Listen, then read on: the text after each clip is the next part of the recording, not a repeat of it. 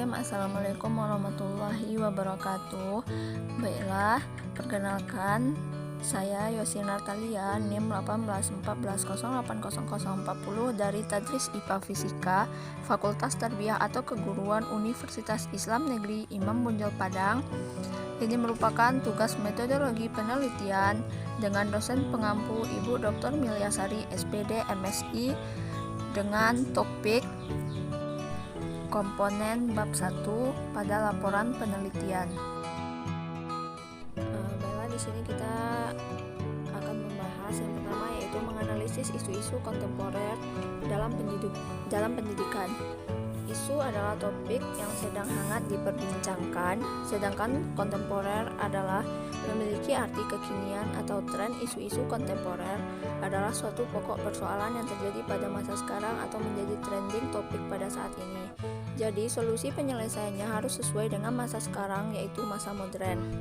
Memperhatikan fenomena-fenomena kontemporer bangsa ini, maka pemerintah dalam hal ini, Kementerian Pendidikan dan Kebudayaan mengambil sikap dan usaha proaktif, antara lain menata kembali kurikulum pada jenjang persekolahan secara terus-menerus berupaya meningkatkan profesionalitas guru. Tujuan yang ingin dicapai dari penataan kurikulum terkait 3 kompetensi, yaitu kompetensi afektif atau sikap, skill atau psikomotorik, dan kognitif atau pengetahuan.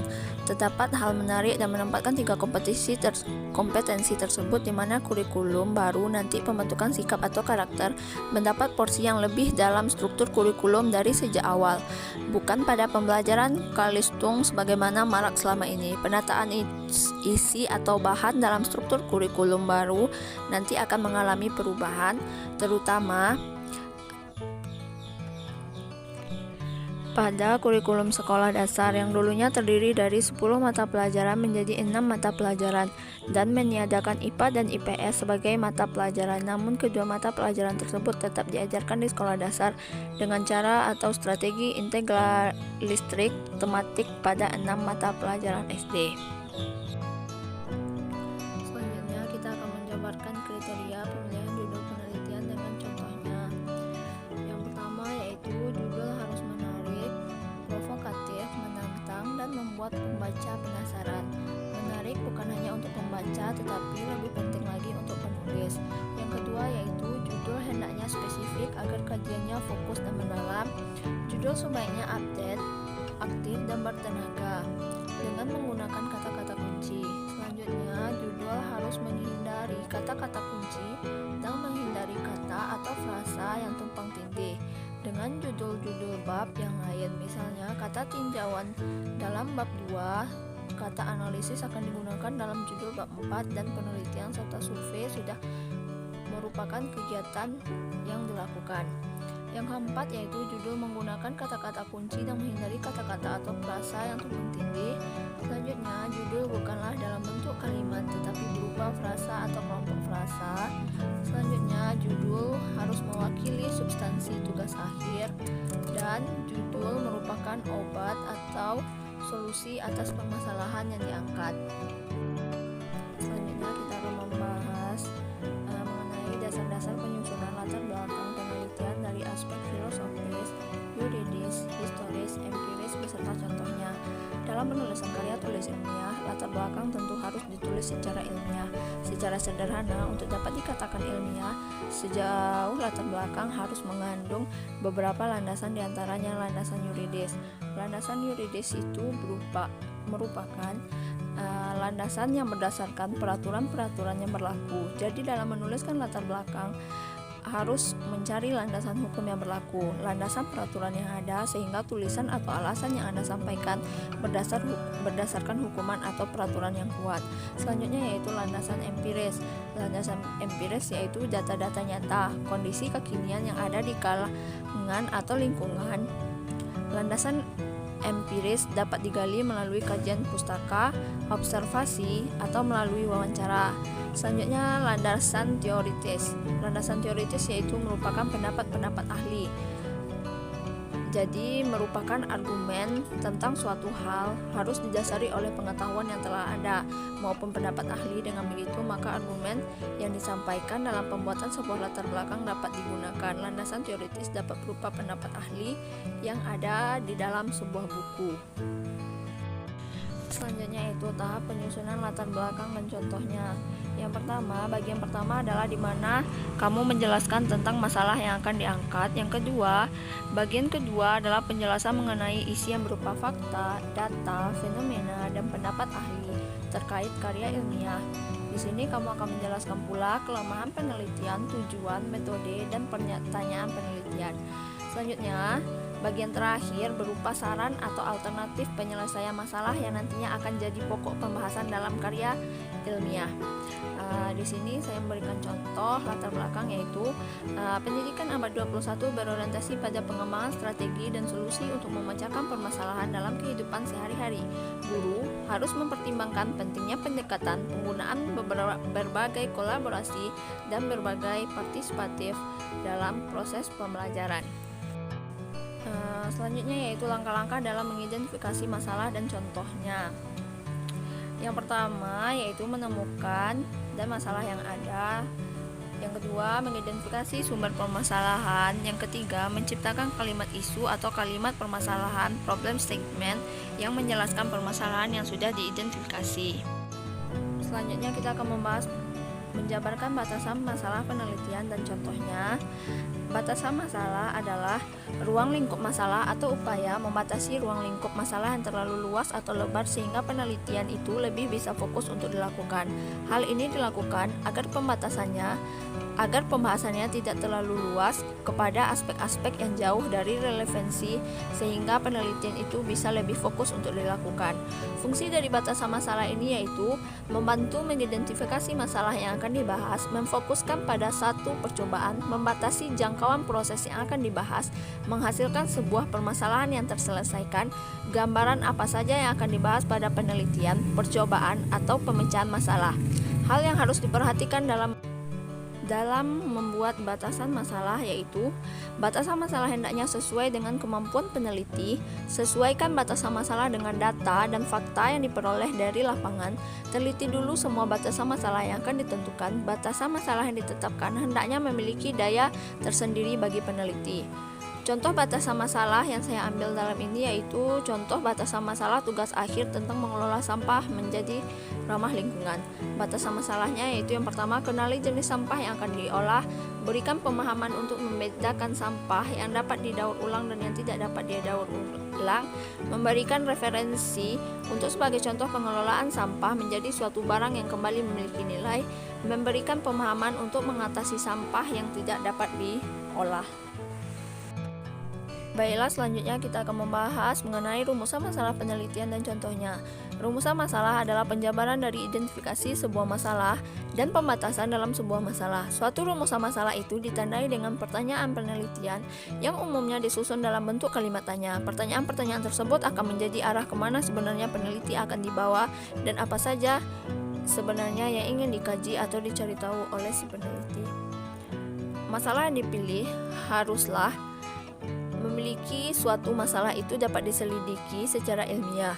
Masalah tersebut perlu dirumuskan secara jelas agar dengan demikian perumusan masalahnya jelas. Peneliti diharapkan dapat mengetahui variabel-variabel atau faktor-faktor apa saja yang akan diukur dan apakah ada alat-alat ukur yang sesuai untuk mencapai tujuan penelitian. Dengan rumusan masalah yang jelas akan dapat dijadikan penuntun bagi langkah-langkah selanjutnya. Hal ini sesuai dengan pandangan yang dinyatakan oleh Jack R. Frankel dan Norman E. Wallen bahwa salah satu karakteristik formulasi pertanyaan penelitian yang baik yaitu pertanyaan penelitian harus disusun dengan kalimat yang jelas agar tidak membingungkan orang. Dengan pertanyaan yang jelas akan mudah mengidentifikasi variabel-variabel atau faktor apa yang ada dalam pertanyaan penelitian tersebut.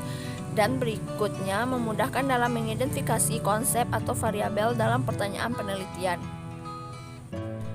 Ada beberapa hal yang harus diperhatikan dalam merumuskan masalah penelitian, antara lain yaitu Rumusan masalah hendaknya singkat dan bermakna. Masalah perlu dirumuskan dengan singkat dan padat, tidak berbelit-belit yang dapat membingungkan pembaca. Masalah dirumuskan dengan kalimat yang pendek tapi bermakna. Selanjutnya, rumusan masalah hendaknya dituangkan dalam bentuk kalimat tanya. Masalah akan lebih tepat disajikan apabila dirumuskan dalam bentuk kalimat tanya, bukan pernyataan. Selanjutnya, rumusan masalah hendaknya jelas dan konkret. Artinya, dengan rumusan masalah yang jelas dan konkret, itu akan memungkinkan peneliti secara eksplisit terarah untuk menjawab pertanyaan-pertanyaan.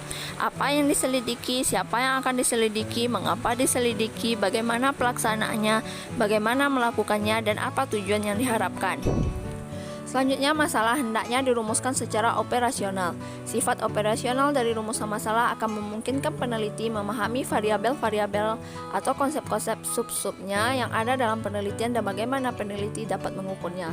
Rumusan masalah hendaknya mampu memberi petunjuk tentang memungkinkannya pengumpulan data di lapangan untuk menjawab pertanyaan-pertanyaan yang terkandung dalam masalah penelitian tersebut. Perumusan masalah haruslah dibatasi ruang lingkupnya sehingga itu memungkinkan penarikan simpulan yang jelas dan tegas. Rumusan masalah dalam penelitian terbagi menjadi 3, yaitu pertama, rumusan masalah deskriptif merupakan suatu rumusan masalah yang berkaitan dengan pertanyaan terhadap keberadaan sebuah variabel atau lebih. Jadi, dalam sebuah penelitian tidak membuat perbandingan antara variabel yang satu dengan yang lainnya. Penelitian semacam ini dinamakan sebagai penelitian deskriptif. Selanjutnya, rumusan masalah komparatif. Rumusan masalah komparatif merupakan rumusan masalah penelitian yang membandingkan suatu variabel atau lebih dengan variabel lainnya.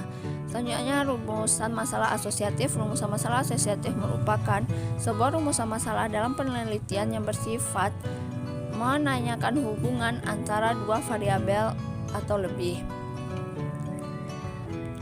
Rumusan masalah yang baik dan benar mempunyai ciri-ciri sebagai berikut, yaitu rumusan masalah yang berkualitas dirumuskan dalam bentuk kalimat tanya. Rumusan masalahnya harus jelas dan tepat, mampu mengarahkan cara berpikir kita terhadap suatu permasalahan. Masalah yang dipilih harus mempunyai nilai penelitian. Masalah yang dipilih harus memiliki visibilitas. Contoh dari rumusan masalah yang saya buat yaitu rumusan masalah tentang menggunakan strategi PAKEM di sekolah. Kita dapat membuat rumusan masalahnya yaitu apa pengertian strategi dan apa pengertian PAKEM, bagaimana cara menerapkannya, apa kelebihan dan kekurangan dari strategi PAKEM ini.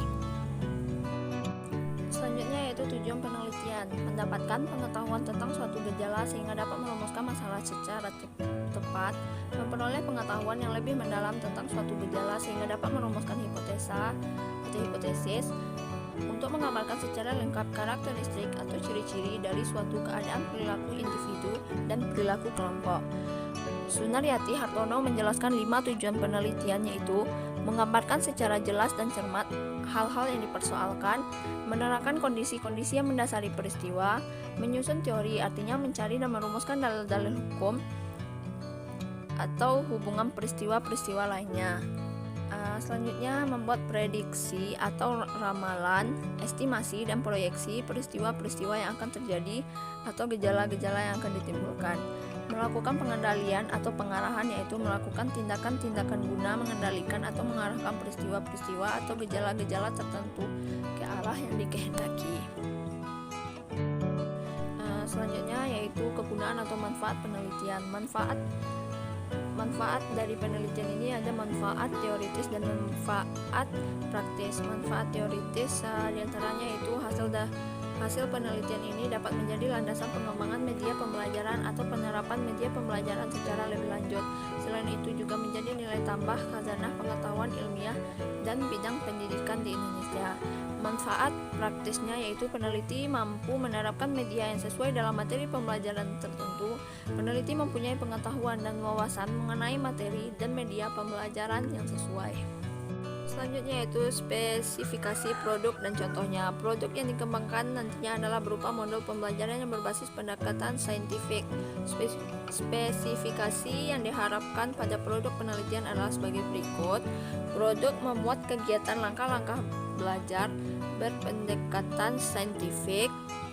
Produk mengimplementasikan kegiatan belajar mandiri dengan mengandung informasi awal sebagai apresiasi. Modul telah dilengkapi gambar-gambar pendukung yang dan relevan pada setiap materi dan soal yang diberikan. Materi yang terdapat pada modul ini hanya materi IPA. Selanjutnya, asumsi dan keterbatasan pengembangan. Asumsi adalah pernyataan yang dapat diuji kebenarannya secara empiris berdasarkan pada penemuan, pengamatan, dan percobaan dalam penelitian yang dilakukan sebelumnya.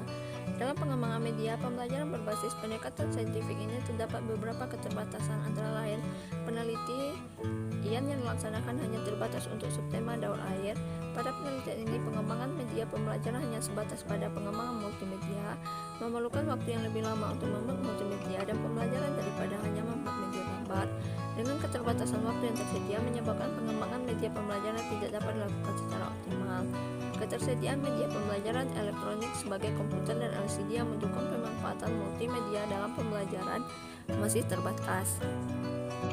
Selanjutnya kita akan membahas mengenai definisi operasional dan contohnya. Definisi operasional menjadi fokus bahasan kita kali ini. Langkah selanjutnya setelah mengidentifikasi variabel yaitu menetapkan instrumen penelitian. Instrumen adalah teknik pengambilan data dalam penelitian. Untuk bisa melakukannya, terlebih dahulu harus mengoperasikan variabel yang telah ditetapkan. Definisi operasional. Definisi operasional adalah pernyataan yang menerangkan tentang definisi, cara ukur, alat ukur, hasil ukur, dan skala ukur dari variabel-variabel yang akan diteliti. Menurut Wahab, definisi operasional adalah mendefinisikan variabel secara operasional berdasarkan karakteristik yang diamati sehingga memungkinkan peneliti untuk melakukan observasi atau pengukuran secara cermat terhadap suatu objek atau fenomena didasarkan atas sifat-sifat hal yang didefinisikan dapat diamati. Konsep dapat diamati atau diobservasi ini penting karena hal yang dapat diamati itu membuka kemungkinan bagi orang lain selain peneliti untuk melakukan hal yang serupa, sehingga apa yang dilakukan oleh peneliti terbuka untuk diuji kembali oleh orang lain. Tiap-tiap peneliti dapat membuat definisi operasional yang berbeda untuk penelitiannya meskipun variabelnya sama dengan penelitian yang lain. Hal ini karena berdasarkan dengan apa yang akan dilakukan di penelitian nantinya, namun harus tetap logis dan berdasarkan definisi konsep, tetapi tidak perlu mencantumkan daftar pustaka atau referensinya. Cukup sekian yang dapat saya sampaikan mengenai materi komponen bab 1 yang terdapat pada laporan penelitian. Saya ucapkan terima kasih. Assalamualaikum warahmatullahi wabarakatuh.